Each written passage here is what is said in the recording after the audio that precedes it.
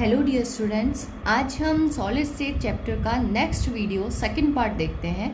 इसमें हम समझेंगे क्रिस्टल लैटिस क्या होता है, यूनिट सेल क्या होता है, यूनिट सेल के कितने टाइप्स होते हैं।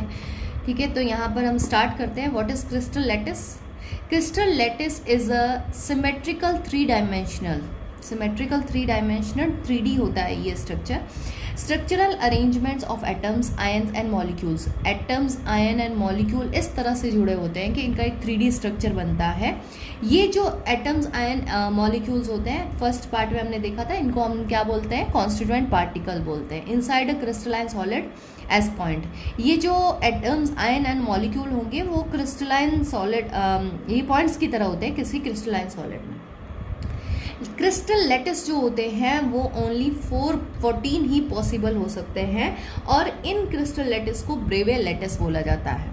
ठीक है, ये एग्जाम में आपको पूछा जा सकता है कि कितने टाइप के ब्रेवे लैटिस होते हैं, तो 14 टाइप के ब्रेवे लैटिस होते हैं। तो ये वाला एक स्ट्रक्चर है, हम इसको एक इस तरह से समझ सकते हैं कि एक दीवार में एक जो छोटी ईंट है वो यूनिट सेल है और जो पूरी दीवार है वो एक पूरा क्रिस्टल लैटिस है, जिसमें ईंटें इस तरह से जमी रहती हैं, एक के पीछे एक, और इस तरह से बॉक्सेस, ये जैसे बॉक्सेस इस तरह से हैं उसी तरह से जमी रहती है। तो एक छोटा बॉक्स जो है वो एक यूनिट सेल, और जो पूरी जो ये सेल बनेगी, पूरा जो स्ट्रक्चर बनेगा वो एक क्रिस्टल लैटिस है।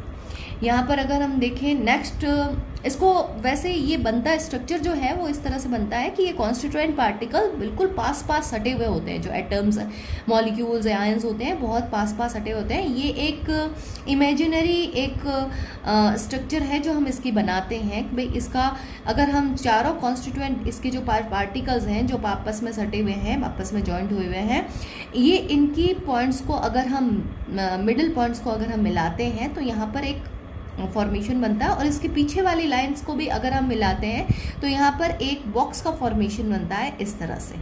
यहाँ पर एक बॉक्स फॉर्मेशन बनता है इस तरह से, और ये जो बॉक्स फॉर्मेशन बनता है यहाँ पर जो कॉन्स्टिट्यूएंट पार्टिकल होते हैं, ये इनके कॉन्स्टिट्यूएंट पार्टिकल पॉइंट्स के रूप में यहाँ पर रहते हैं। तो इस तरह से हम इसको समझ सकते हैं। नेक्स्ट इसमें आता है unit cell. What is unit cell? Unit cell is the smallest part. हमने देखा ये जो स्मॉलेस्ट पार्ट है या स्मॉलेस्ट पोर्शन है of a crystal lattice. Crystal lattice का स्मॉलेस्ट पार्ट होता है। It is the simplest repeating unit in a crystal. किसी भी क्रिस्टल में सिंपलेस्ट रिपीटिंग यूनिट होती है, यानी कि जिसकी बार बार रिपीट होने से एक क्रिस्टल लैटिस बनता है। यूनिट सेल बार बार रिपीट होने से एक क्रिस्टल लैटिस बनता है। The entire lattice is generated by repetition of unit cell in different direction. Different direction में मतलब इस तरफ भी यूनिट सेल्स आएंगी, पीछे की तरफ भी यूनिट सेल्स आएंगी, ऊपर की तरफ भी यूनिट सेल्स आएंगी। तो इस तरह से एक पूरा क्रिस्टल लैटिस बनता है। Repetition of unit cell, unit cell की रिपीटेशन से पूरा यूनिट सेल पूरा क्रिस्टल लैटिस बनता है। नेक्स्ट हम देखें तो parameters of unit cell. Unit cell की 6 पैरामीटर्स होती हैं। कौन कौन सी? ये जो बॉक्स है इसमें 3 जो इसके एजेस हैं, जो बॉक्स के एजेस होते हैं वो इसके पैरामीटर्स, इनको हम बोलेंगे 3 एजेस। इसको हम नाम दे देते हैं A, B, C, एंड इनके बीच का जो एंगल्स होगा उनको हम बोलेंगे अल्फा, बीटा एंड गामा। तो यूनिट सेल के पैरामीटर्स आपको पूछी जाए अगर एग्जाम में, तो आपको ये वाला डायग्राम बनाना और इनके ये 6 पैरामीटर्स लिखने हैं। चलिए नेक्स्ट हम देखते हैं क्रिस्टल लैटिस कितने टाइप का होता है। क्रिस्टल सिस्टम जो है वो कितने टाइप का होता है? क्रिस्टल सिस्टम मेनली 7 टाइप्स का होता है, जिसमें फर्स्ट टाइप होता है cubic, second is tetragonal, orthorhombic, hexagonal, rhombohedral, monoclinic and triclinic. इसके लिए एक मैं आपको ट्रिक बता देती हूँ, आप इसको एक ट्रिक से भी याद कर सकते हैं। C2 हर MCTC, C2 हर MCTC। C से क्यूबिक, T से टेट्रागोनल, O से ऑर्थोरोम्बिक, H से हेक्सागोनल, R से रोम्बोहेड्रल, M से मोनोक्लिनिक, T से ट्राइक्लिनिक। एक बार फिर से रिपीट करते हैं। Cubic, tetragonal, orthorhombic, hexagonal, rhombohedral, monoclinic and triclinic. C2 her MCTC, C2 her MCTC।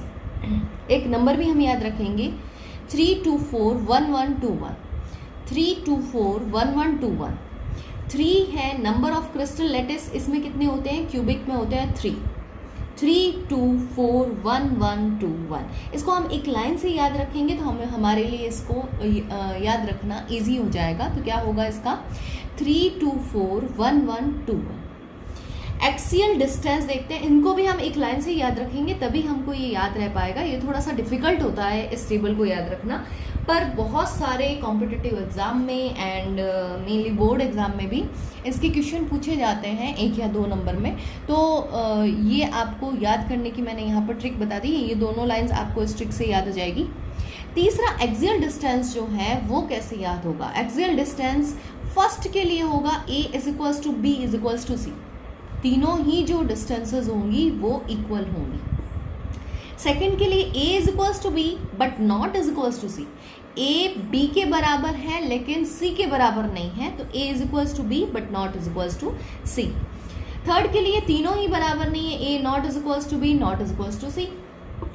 Fourth and second देखिए सेम है, फोर्थ एंड सेकंड सेम है, फर्स्ट वाले में दोनों ही इक्वल है, सेकंड वाले में 2 इक्वल, थर्ड इक्वल नहीं है, तीसरे वाले में तीनों ही इक्वल नहीं है, फिर फोर्थ वाले में सेकंड के जैसा यानी A = B but not = C। And fifth वाले में सेम इसके जैसा, फर्स्ट के जैसा, तो फर्स्ट के जैसा A = B = C। And 6 and 7 दोनों सेम है, A not B and not C, and 7th में भी A not B not C। Axial angles देखें अगर हम इसके लिए, तो क्यूबिक के लिए अल्फा जो है वो इक्वल होगा बीटा के, एंड बीटा इक्वल होगा गामा के, यानी तीनों एंगल्स इक्वल होंगे और ये तीनों एंगल होंगे 90 डिग्री के, तीनों एंगल इक्वल होंगे और होंगे किसके बराबर, 90 डिग्री के। इसके लिए अल्फा बीटा और गामा इक्वल होंगे और 90 डिग्री, ये देखिए तीनों सेम है, अल्फा बीटा गामा इक्वल है 90 डिग्री के बराबर, इसमें भी अल्फा बीटा गामा इक्वल है 90 डिग्री के बराबर। लेकिन फोर्थ थोड़ा सा अलग है, देखिए अल्फा एंड बीटा 90 डिग्री के बराबर है लेकिन गामा जो है वो 120 डिग्री के बराबर है। Alpha beta = 90 degree and gamma is 120 degree. यहाँ पर alpha beta and gamma not, ये तीनों है तो इक्वल पर बराबर नहीं है, 90 डिग्री के हैं, 90 डिग्री के बराबर नहीं है, कुछ और एंगल है। 6th यानी मोनोक्लिनिक के लिए अल्फा एंड गामा, यहाँ पर देखिए अल्फा एंड बीटा 90 डिग्री के बराबर है, बट यहाँ पे अल्फा एंड गामा 90 डिग्री के बराबर है एंड बीटा नॉट = 90 डिग्री, ठीक है। और 7th वाला जो है वो बिल्कुल अलग, alpha not = beta and not = gamma and not = 90 degree, यानी ये तीनों ही एंगल्स बराबर हैं और तीनों ही एंगल 90 डिग्री के बराबर नहीं है। इनके कुछ एग्जांपल्स मैं आपको बता देती हूँ जो कि बहुत इंपॉर्टेंट है और याद रखने जरूरी है। फॉर क्यूबिक का एग्जाम्पल आ जाएगा NaCl नमक, ZnS आयनिक कंपाउंड्स जो होते हैं, NaCl, ZnS, KCl, डायमंड भी इसका एक अच्छा एग्जाम्पल है, कॉपर, ऑरम, अर्जेंटम मतलब सिल्वर, गोल्ड एंड पारा, ये सारे किसके एग्जाम्पल होंगे, क्यूबिक के एग्जाम्पल होंगे। टेट्रागोनल का एग्जाम्पल होगा white tin, TiO2, SnO2, calcium sulphate and urea, ये सारे एग्जाम्पल, इसमें से मैंने जो अंडरलाइन किए हुए हैं वो एग्जाम्पल ज़्यादा इंपॉर्टेंट है। इसके लिए टेट्रागोनल के लिए white tin and urea important है, क्यूबिक के लिए डायमंड इंपॉर्टेंट है, NaCl, KCl याद रह जाएगा एंड मेटल्स याद रह जाएंगे। ऑर्थोरोम्बिक जो है उसका एग्जाम्पल हो जाएगा KNO3, K2SO4, BSO4। ऑर्थोरोम्बिक के लिए orthorhombic sulphur is the most important example, orthorhombic sulphur and alpha sulphur, ये दोनों इंपॉर्टेंट एग्जाम्पल है ऑर्थोरोम्बिक के लिए। अब देखिए रोम्बोहेड्रल अब देखिए मोनोक्लिनिक, ये है ऑर्थोरोम्बिक, मोनोक्लिनिक के लिए इसका जस्ट उल्टा होगा। यहाँ पर ऑर्थोरोम्बिक सल्फर एग्जाम्पल है, यहाँ पर हो जाएगा monoclinic sulphur and beta sulphur. यहाँ हमने देखा अल्फा सल्फर, यहाँ पर बीटा सल्फर, तो इसको हम याद रख सकते हैं। यहाँ पर मोनोक्लिनिक सल्फर इसका एग्जाम्पल होगा, इसका एग्जाम्पल होगा orthorhombic sulphur and alpha sulphur, यहाँ पर बीटा सल्फर, ठीक है। हेक्सागोनल के लिए हो जाएगा ZnO, CdS एंड ग्रेफाइट। अब ये ध्यान देना है, हेक्सागोनल होता है ग्रेफाइट एंड क्यूबिक होता है diamond. Hexagonal graphite, cubic is diamond, तो इसको भी याद रखना होगा हमको। रोम्बोहेड्रल के लिए एग्जाम्पल होगा सिनेबार एंड कैल्साइट, ये दोनों। मोनोक्लिनिक मैंने आपको बता दिया है, monoclinic sulphur and beta sulphur. Triclinic के लिए हो जाएगा K2Cr2O7। अब यहाँ ध्यान देना आप, K2SO4 जो है वो तो एग्जाम्पल है ऑर्थोरोम्बिक का, ट्राइक्लिनिक का एग्जाम्पल है K2Cr2O7 and CuSO4.5H2O and H3BO2, ये इसके एग्जाम्पल है। तो इसको आप, ये टेबल इम्पॉर्टेंट है और इस टेबल को आप ट्रिक से ही याद रख सकते हैं। चलिए, हमने क्रिस्टल सिस्टम देख लिए हैं, कितने टाइप के होते हैं। क्रिस्टल सिस्टम 7 टाइप के होते हैं, उसमें क्रिस्टल लेटिस कितने होते हैं, क्रिस्टल लेटिस 14 टाइप के होते हैं, और ये जो 14 टाइप है उनको हम ब्रेवेल लेटिस बोलते हैं। ठीक है, चलिए types of unit cell. Unit cell की हम टाइप्स देख लेते हैं। यूनिट सेल की टाइप होती है simple cubic unit cell, body centred unit cell and face centred unit cell. Simple cubic को हम प्रिमिटिव यूनिट सेल भी बोलते हैं, जिसको हम बोलते हैं SCC।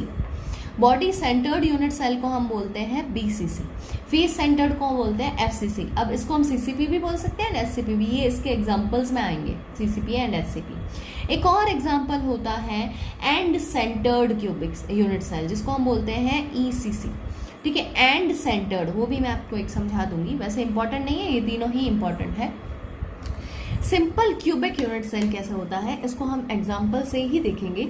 सिंपल क्यूबिक यूनिट से, ये एक क्यूब है, ये क्यूब है, यहाँ पर इसकी डेफिनेशन लिखी हुई है, when the constituent particle occupy only the corner position. अगर सिर्फ कॉर्नर पोजीशंस पर, तो एक क्यूब के कॉर्नर्स कितने होते हैं, 1 2 3 4 5 6 7 8 कॉर्नर्स एक क्यूब के होते हैं, और हर एक कॉर्नर पर अगर एक कॉन्स्टिट्यूएंट पार्टिकल हो तो इस कॉर्नर वाले कॉन्स्टिट्यूएंट पार्टिकल से कितने और क्यूब जुड़ सकते हैं। तो हम देखें तो यहाँ पर एक क्यूब ही हो गया, दूसरा यहाँ पर, तीसरा इधर, चौथा इधर, यानी 4 इसके पैरेलल और 4 इसके ऊपर। इस तरह से एक पार्टिकल या एक कॉन्स्टिट्यूएंट पार्टिकल से कितने और एटम्स अटैच रहेंगे, या कितने क्यूब जो है वो अटैच रहेंगे, तो 8 क्यूब्स अटैच रहेंगे। तो एक जो कॉन्स्टिट्यूएंट पार्टिकल है उसका एक एटम जो है उसका कितना पार्टिसिपेशन होगा एक बॉक्स के लिए। तो हम देखें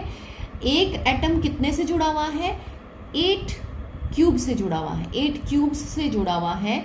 तो यहाँ पर एक एटम का जो पार्टिसिपेशन होगा वो होगा 1/8। तो यहाँ पर हम देखेंगे when the constituent particle occupy only the corner position, यहाँ पर कॉर्नर पोजीशन पर ही अगर ऑक्यूपाई होते हैं। तो इसकी स्ट्रक्चर वैसे होती कैसे है, इसकी स्ट्रक्चर इस तरह से होती है कि एटम्स जो है वो बिल्कुल पास पास इस तरह से जुड़े हुए रहते हैं, और जो इनकी स्ट्रक्चर बनती है वो स्ट्रक्चर आप देखिए इस तरह से स्ट्रक्चर बनती है इसकी। ये पीछे वाले एटम है, ठीक है, यहाँ पर इनके पॉइंट को, मिडिल पॉइंट को अगर हम मिला दें तो इस तरह का बॉक्स बन जाएगा।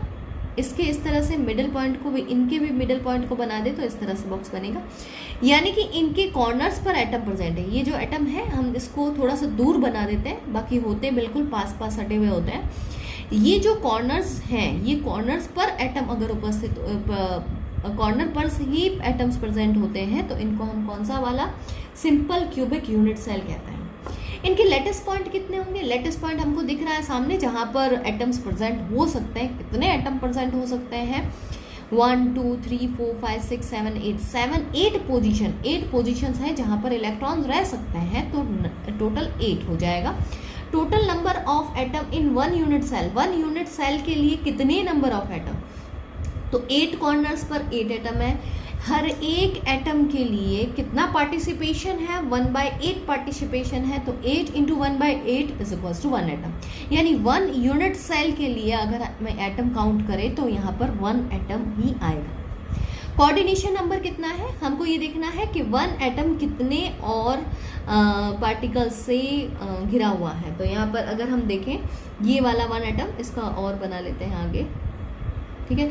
तो ये जो एटम है वो कितने एटम, एक इससे, एक इससे, एक इससे, एक इससे, 4 ये होगा, एक इसके जस्ट ऊपर, एक इसके जस्ट नीचे। तो टोटल कितना कोऑर्डिनेशन नंबर होगा, कितना, एक एटम कितने एटम से घिरा हुआ है, तो एक एटम यहाँ पर 6 एटम से घिरा हुआ है, तो इसको हम बोलेंगे कोऑर्डिनेशन नंबर इसका 6 है। कितने एटम्स को टच कर रहा है, तो 6 एटम को ये टच कर रहा है। पैकिंग एफिशिएंसी अगर हम देखें तो इसकी पैकिंग एफिशिएंसी, बीच बीच में स्पेस इसकी छूट जाता है, इसलिए इसकी पैकिंग एफिशिएंसी जो होगी वो 52% होगी।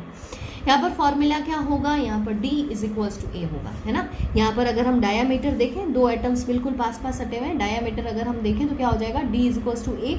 ए मीन्स ए यहाँ पर है एज लेंथ, जो साइड कॉर्नर की जो लेंथ होती है उसी को हम ए बोलेंगे। ये कॉन्स्टिट्यूएंट पार्टिकल, ये कॉन्स्टिट्यूएंट पार्टिकल, इसके बीच का ये जो डायामीटर है इसी को हम ए बोलेंगे। D इज इक्वल्स टू हमें पता है 2r होता है, तो 2r इज इक्वल्स टू क्या हो जाएगा, ए हो जाएगा। तो r is equals to a by 2। हमको अगर इसके लिए रेडियस निकालना हो फॉर SCC सेल और सिंपल क्यूबिक यूनिट सेल के लिए अगर हमको r की वैल्यू निकालनी है तो हम लिखेंगे a बाई 2।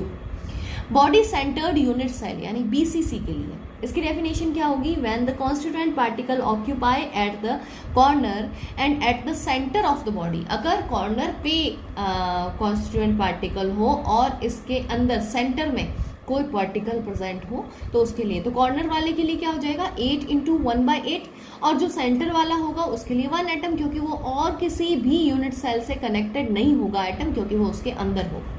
ठीक है, तो यहाँ पर क्या हो जाएगा, नंबर ऑफ लेटर। अच्छा, इसका स्ट्रक्चर अगर हम बनाए तो कैसे बनेगा, ये 4 कॉन्स्टिट्यूएंट पार्टिकल, बीच में एक कॉन्स्टिट्यूएंट पार्टिकल है और 4 कॉन्स्टिट्यूएंट पार्टिकल है। ठीक है, इसके जस्ट पीछे भी एक 4 कॉन्स्टिट्यूएंट पार्टिकल है। इसका मतलब कि एक जो है, एक पार्टिकल है जो कितने एक पैरेलल में तो 1 2 3 4 से कनेक्टेड है और पीछे की तरफ भी 4 से कनेक्टेड है। ठीक है, अगर हम इसके नंबर ऑफ लेटर्स काउंट करें तो कितने, 1 2 3 4 5 6 7 8 और एक सेंटर में तो 9। Number of letters point is 9। Total number of atom कितने हो जाएंगे, 8 इंटू कॉर्नर्स के लिए 8 इंटू 1/8 और 1 सेंटर में है तो +1 is equals to total atom is 2 atom. Coordination number कितना हो जाएगा, मैंने बताया आपको एक एटम कितने एटम से कनेक्टेड है, तो यहाँ पर हम देखें तो 4 एटम पैरेलल में इसके और 4 जो है वो जस्ट इसके बैक में, यहाँ जो शो नहीं हो रहे हैं, जो बैक में होंगे वो वाले, यानी इस तरह से ये जो है वो इन सब से कनेक्टेड है।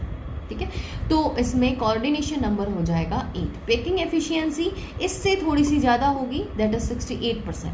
ठीक है, फॉर्मूला इसके लिए क्या हो जाएगा, यहाँ पर अगर हम D देखें, यहाँ पर अगर हम D देखें तो क्या होगा, D की वैल्यू A के बराबर तो नहीं होगी, A से ज़्यादा होगी, तो इसकी वैल्यू हो जाएगी A√3/2। A√3/2। इसको अगर हम सॉल्व करें तो हमारे पास √3/2 की वैल्यू को अगर हम सॉल्व करें तो हमारे पास वैल्यू होगी 0.86A। यहाँ पर हम 2r भी रख सकते हैं, तो then 2r is equals to क्या हो जाएगा 0.86 इंटू A।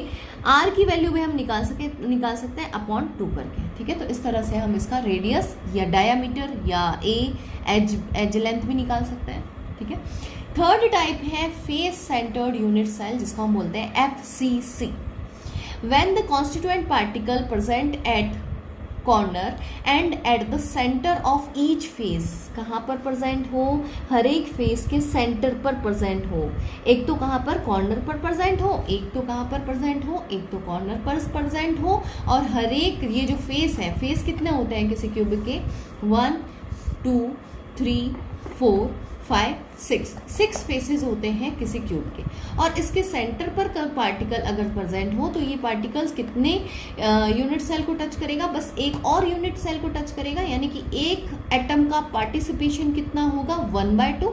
एक एटम का पार्टिसिपेशन 1/2, तो यहाँ पर कितने एटम्स हो जाएंगे, 6 फेसेस है तो यहाँ पर कितने 6 एटम्स हो जाएंगे, और एक एटम का पार्टिसिपेशन 1/2 है तो 6 एटम का पार्टिसिपेशन हो जाएगा 6 इंटू 1/2। ठीक है, तो इस तरह से हम इसको कैलकुलेट करेंगे। और इसका स्ट्रक्चर वैसे होता कैसे है, इसका स्ट्रक्चर इस टाइप से होता है, यहाँ पर पैरेलल लाइन से नहीं, इसके बीच में यहाँ पर एक कॉन्स्टिट्यूएंट पार्टिकल इस तरह से प्रेजेंट होगा, इस तरह से कॉन्स्टिट्यूएंट पार्टिकल प्रेजेंट होगा। तो यहाँ पर हम देख सकते हैं, एक कॉन्स्टिट्यूएंट पार्टिकल कितने दूसरे कॉन्स्टिट्यूएंट पार्टिकल से कनेक्टेड हो रहा है। तो यहाँ पर हम देखें, एक पैरेलल में तो 6 है, ऊपर की तरफ 3 से एंड नीचे की तरफ भी 3 से। ठीक है, ऊपर की तरफ भी 3 से, नीचे की तरफ भी 3 से, तो टोटल कितने हो जाएंगे 12 कोऑर्डिनेशन नंबर हो जाएगा। नंबर ऑफ लैटिस पॉइंट कितने हो जाएंगे, काउंट करेंगे तो 8 तो कॉर्नर्स वाले एंड 6 फेसेस वाले, तो टोटल हो जाएंगे 14 constituent particle. Total number of atom in 1 unit cell में कितने हो जाएंगे, कॉर्नर्स वाले के लिए 8 इंटू 1/8 और फेसेस वाले के लिए 6 into 1/2, that is 4 atom. Coordination number कितना हो जाएगा, मैंने बताया एक एटम कितने एटम से दूसरे एटम से कनेक्टेड है, तो वो हो जाएगा 12। पैकिंग एफिशिएंसी इसकी इससे भी ज़्यादा होगी, दैट इज 74। एससीसी के लिए 52, बीसीसी के लिए 68 एंड एफसीसी के लिए हो जाएगा 74। अच्छा, अब इसके लिए फॉर्मूलाज देखते हैं। फॉर्मूलाज यहाँ पर D इज इक्वल्स टू हो जाएगा A/√2, A/√2, या 2R is equals to A/√2, या A is equals to √2 into 2R। तो इस तरह से हम इनके वैल्यूज़ आगे अगर कोई न्यूमेरिकल क्वेश्चन आता है तो इस तरह से हम इनके क्वेश्चन सॉल्व कर सकते हैं।